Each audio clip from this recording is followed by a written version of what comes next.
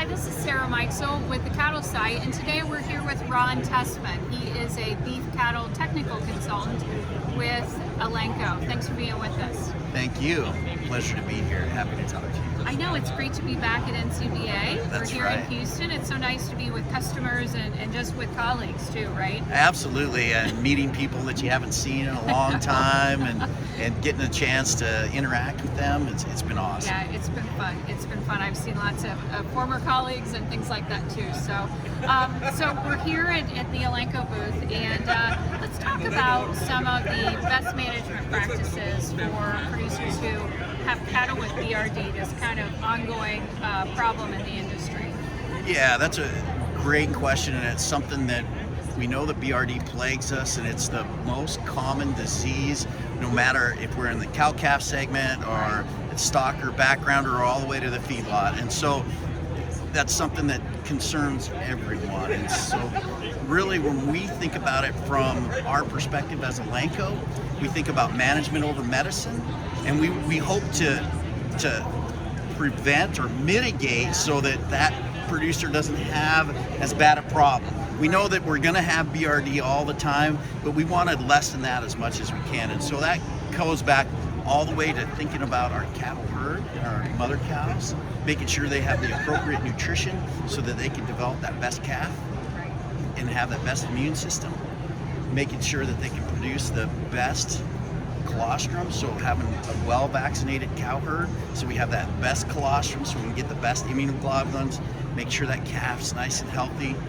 We're calving it out in a good, clean calving pasture, and maybe moving that around so we don't have older calves giving the younger calves, because we know if a calf has a calfhood disease, whether it be diarrhea or whatever, then that's going to set it up for BRD later on down the road. Right. And so we want to keep that calf healthy, keep the nutrition in, and then have the appropriate vaccinations. Right. That, you know, respiratory vaccines that we have. We're really fortunate in Elanco that we have a full suite of products, full suite of killed, viral, bacterial vaccines, modified live that we can incorporate. And so, you know, we like to work with producers, and we like to work with their veterinarians to come together to build that best management practice for that individual. Not some big, broad recommendation that applies to no one, right? Right.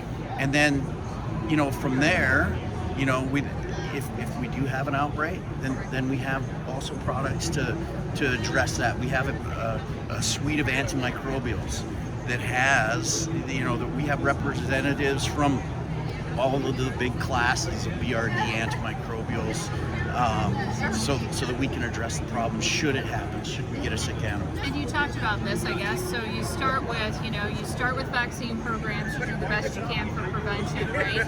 But then you've got a sick animal, right? So what comes next? How do you try to treat and control from there? So one of the things, and this is where it's important to really have that discussion with the producer and the veterinarian. You know, what have they had in the past? Have they done any diagnostics? Have they brought anything in? I mean, I remember when I was at the university, had a herd that I did a lot of work with, and it was pretty much a closed herd. It was a small herd, and, you know, pretty good vaccination history. They did a pretty good job of vaccinating. They had a dramatic outbreak. I mean, they had adult cows dying of BRD when I went out there. It was traumatic and tremendously awful. Then come to find out they had bought a bull from the sale barn, brought it in, and not saying, you know, but they hadn't quarantined, they hadn't. So at that point, you know, after having talked to the producer, who at the time that was my client, so I had an idea of what he was up against, chose an antimicrobial that I thought would be appropriate, and we went in and we treated every animal that was showing signs of illness, and we had a really good outcome. But that's because we worked together, right? To solve that solution. And it just happened to be Mikesell, you know, is one of the products that we have.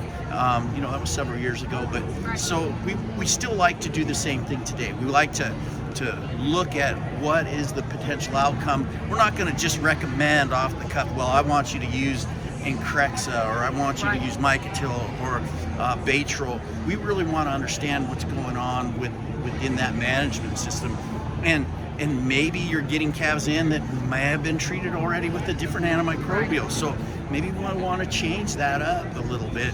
It really sounds like it's customized to the situation. That's really what we would prefer to do, and we've come up with some guidelines and some questions and things that you can look at that veterinarians can use and producers can use to help them maybe determine what is the best antimicrobial to use in that specific instance should they have an outbreak. And so that's one of the things that we're working towards doing is, yes, we sell antimicrobials and we want people to use them, but we want to use the right antimicrobial at the right time in the right animal, and we don't want to overuse them. We want to make sure that we maintain the ability of us to use those antimicrobials, but and use them appropriately, and so they continue to work for a long time. Right. It's that stewardship notion. Absolutely. Stewardship, right? Stewardship and sustainability and judicious use and all of those things that really we need to embody and use, I mean. Right, it's an industry. That's right. That's right. Absolutely. Well, thank you so much for all the information today, Ron. You're very welcome. It was my pleasure. Thank you. Thanks. This is Sarah Mikesell with the Cattle Site.